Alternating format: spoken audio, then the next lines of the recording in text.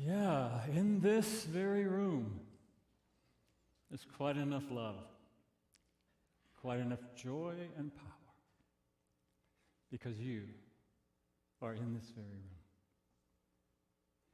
And I want to say thank you to all of you who are here today, and thank you to everyone who had a part in allowing me to be standing here today. Because it is my honor, my privilege, I'm humbled to be standing here today. Because I do believe that we're called together. I believe that the energy that you have created, the consciousness that you have created as Unity Church of the Hills has drawn me, and I have believed that my consciousness has drawn me to this place. We are being called together. Do you believe that? Yes. We are being called together. Because I believe that we are being called up. And I believe the world is calling us out as well. And so I believe that our opportunity with each other and for each other is to call us up to something higher, to a higher consciousness, a higher vibration, a higher energy, a higher awareness of our oneness. And then to use that energy to draw us out into the world. Because have you noticed that the world is hungry? I believe the world is calling us. Do you believe that? I believe there are many people who don't yet know the secret of Unity Church of the Hills, who are longing for this love and this energy. And I will tell you, I'll be totally honest with you, when I read your mission statement, because I believe when you co-created that mission statement, guess what? You were calling yourselves to something higher. A high calling. You say it every week. And as I began to say to myself, can I own that mission? Am I willing, as the senior minister, your spiritual leader, to really own it? And can I really own it? It is a big mission.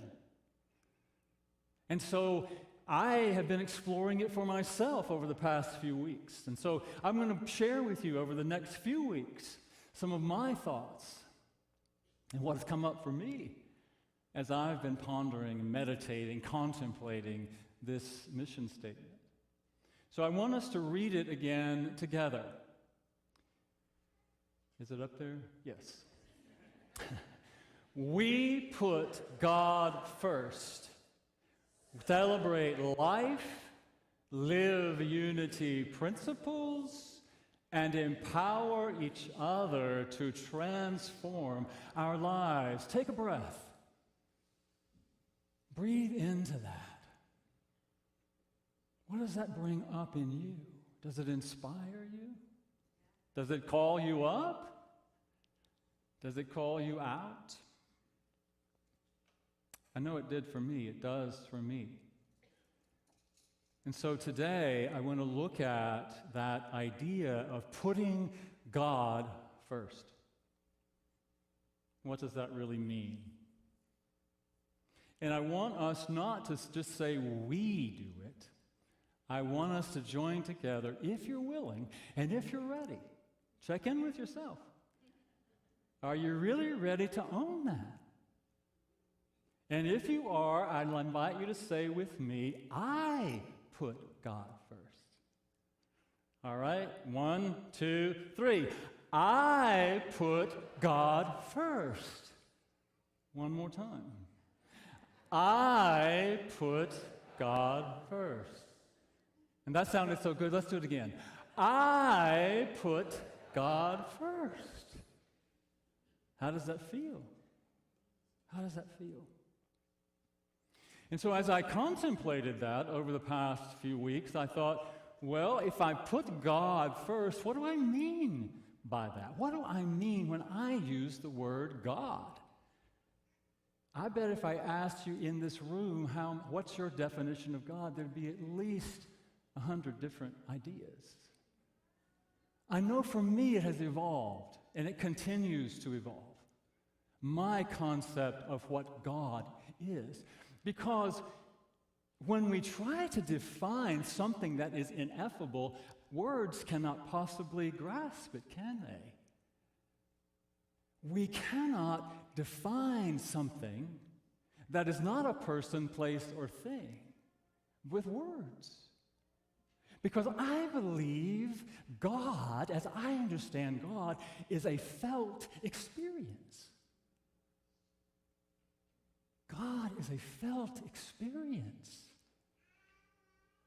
And so many people have done their best to try to share their experience of this ineffable presence.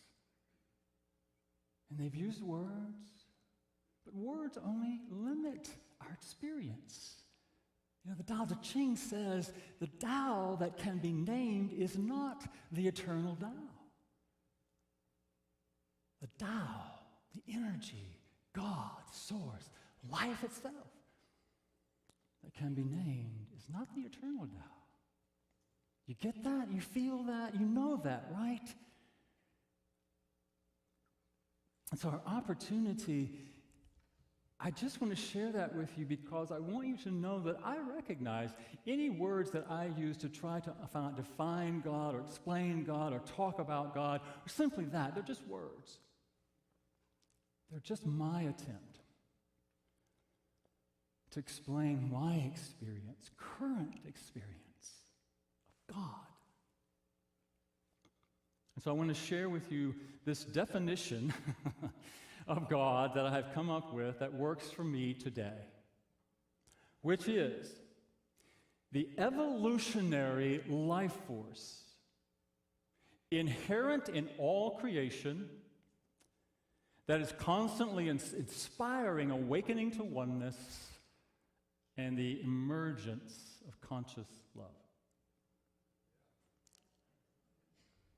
So I invite you, take a moment, take a breath, close your eyes if you will. I know, and I want you to just be with what comes up for you when you hear that.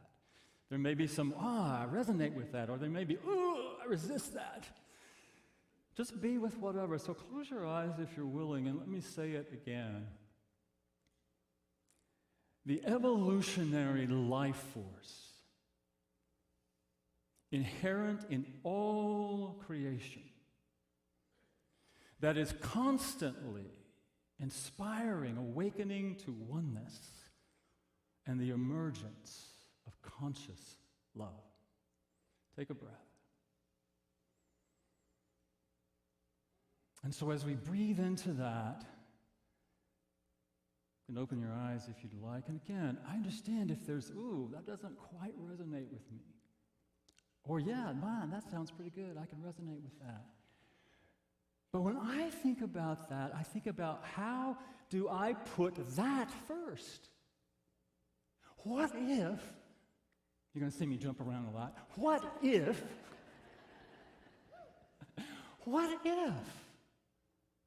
there is this inherent life force in us all that is always like an impulse with every heartbeat, with every breath saying, wake up! Wake up to your oneness. Wake up to your unity. Wake up to the knowing that you are one of God. You are one of this life force. And guess what? Every opportunity that you have, every experience, every interaction, everything you see on the news, everything that you experience is our opportunity to wake up. That life force within is drawing that into our awareness to say, wake up. Wake up to your oneness. Because it is in that awareness of oneness with all creation that energy and life of love emerges. With me? Well, I had this wonderful experience. You know, we just moved here. Well, I moved here to Cedar Park. Jay is back there, and he hasn't quite made it here yet. He's here now, thank goodness, but he'll be here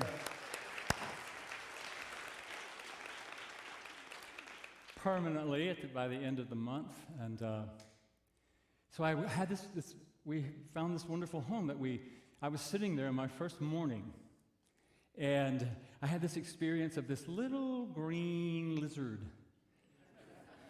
that was sitting on the windowsill, and it was shedding its skin, right? And so I just had a little conversation with it, you know. Thank you for showing up. What are you here to teach me? What are you here to show me? And then I went online and I looked, and it's all about transformation. It's all about new birth. It's all about shedding the old and welcoming the new. So I got to experience it. Oh, look how this life force energy is showing up for me to remind me of my oneness, even with this little green lizard.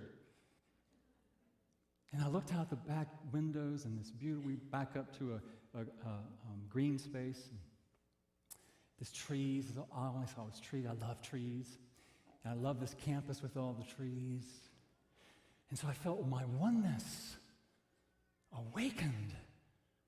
And that love, that energy of love, that conscious love just poured from me for that little lizard, for those trees, for all of that. And then guess what? I opened my phone and I saw news headlines.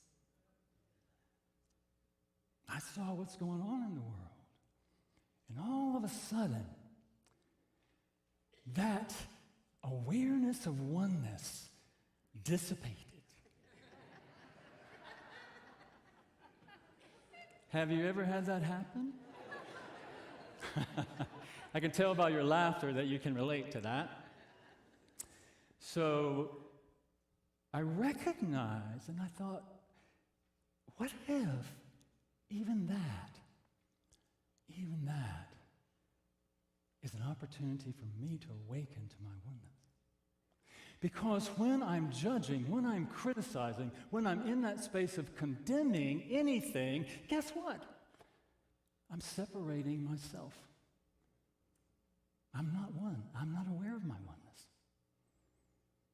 I'm in separation. I'm in fear. I visit there. And what I recognize is, and just take a breath. Just take a breath. And if I am putting God first, if I am recognizing that there is this life force energy that is constantly urging me, inspiring me to awaken, and I'm worried about what somebody else is doing, then I'm not in my mind, I get into their mind. And what I recognize is, if I'm willing to put God first, that idea of this evolutionary life force that is awakening me, I have to be willing to recognize the oneness, even with those that I would choose to judge. Breathing? So, I am Charlie Kirk. I am Tyler Robinson. I am the Palestinians. I am the Israeli. And guess what? I am Hamas. I am. I don't like saying it. But if I'm truly awakening to my oneness and wanting to emerge love, then I have to bring everything and everyone into that family of love, don't I? Everyone. Everyone.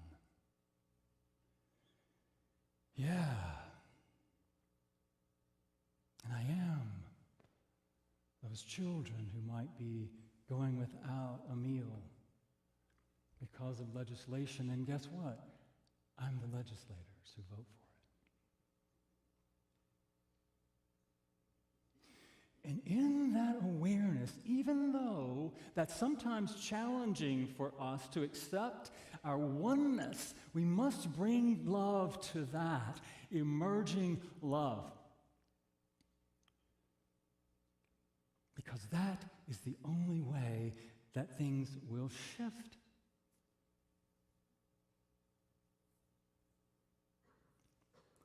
Now, what does that love look like? Well, first of all, let me say, for myself, I don't always succeed, but what I know is that if I am in that place of separation and fear, I need to bring to myself love, empathy, and compassion, and understanding. First of all, bring it to yourself. Man, this does not feel good. Man, I don't like this. Man, this doesn't look like love. Well, guess what? It has to begin with you and with me. It does. As hard, as challenging as that might be, I told you, you have called yourself to a very high mission. I put God first. What does that mean? That means before my opinions?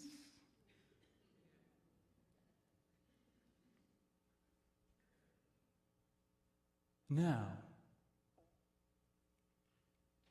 I get it. Man, do I live it. It's important to recognize, when that stuff comes up, to bring it to yourself. Oh, man, I just feel so angry right now. Because what I'm seeing does not reflect what I believe love is. Can I bring myself to that place of understanding and compassion, kindness to myself, and self-forgiveness? That's big. Because you know what happens for me? I'm just going to own it. When I get fearful, when I start judging, then what I want to do is attack. Now, I'm not one to go out and do it physically, but man, with my thoughts and my words. And so can I bring that back home, giving myself forgiveness and love and compassion? Because only when we're willing to fill ourselves up with that are we able to extend it to another. Now, I want to say this about that. I am not advocating or promoting pacifism. I'm not.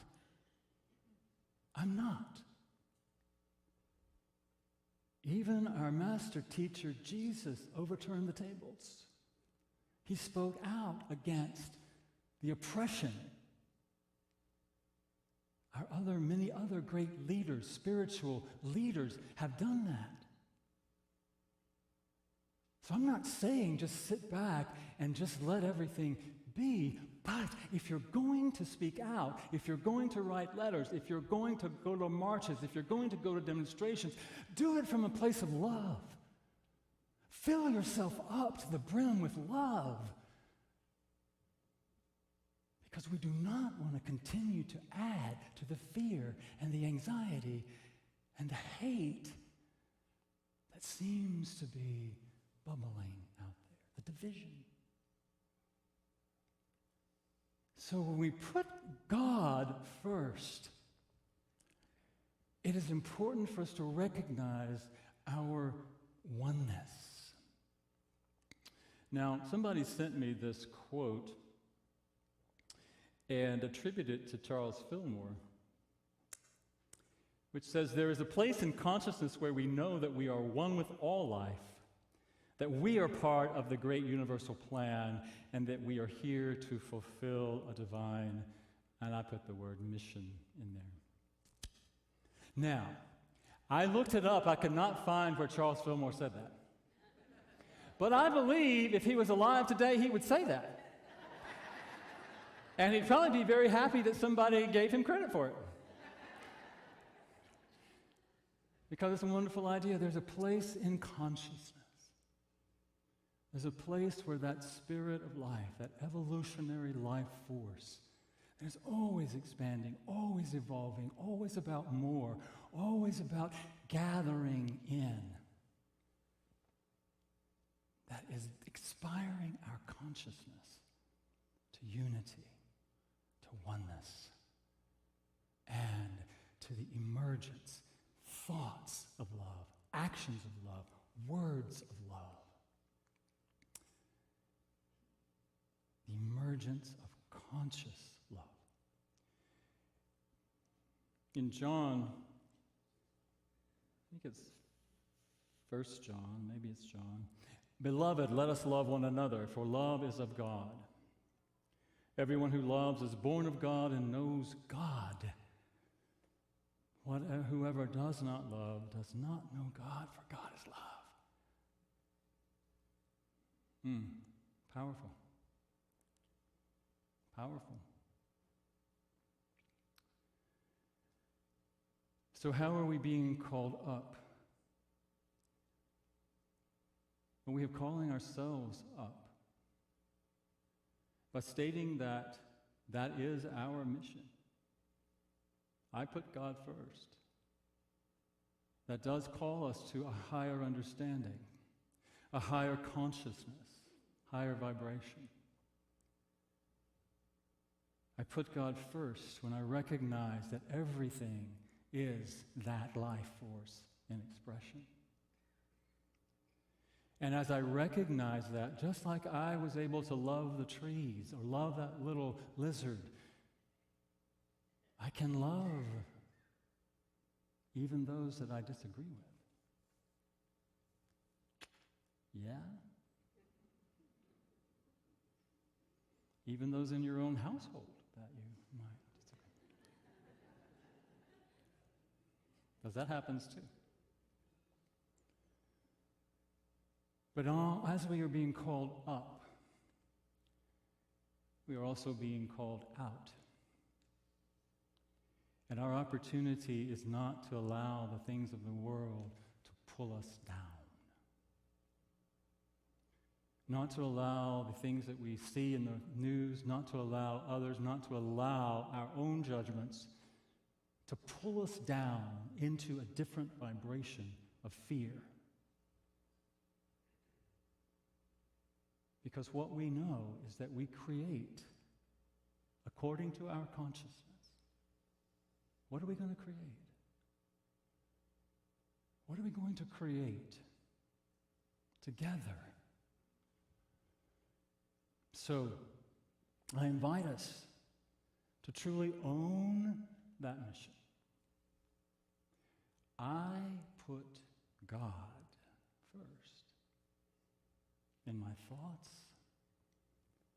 in my words, in my actions. Yeah? And then we are called out by the world.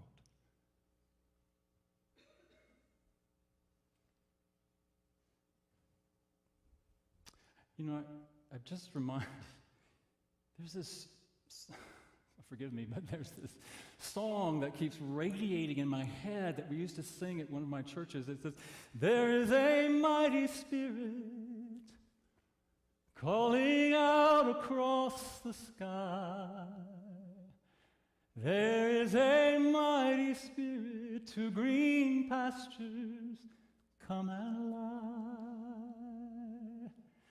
There is a mighty spirit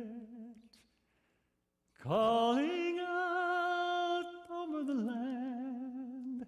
It's calling out the weary to green pastures come and lie.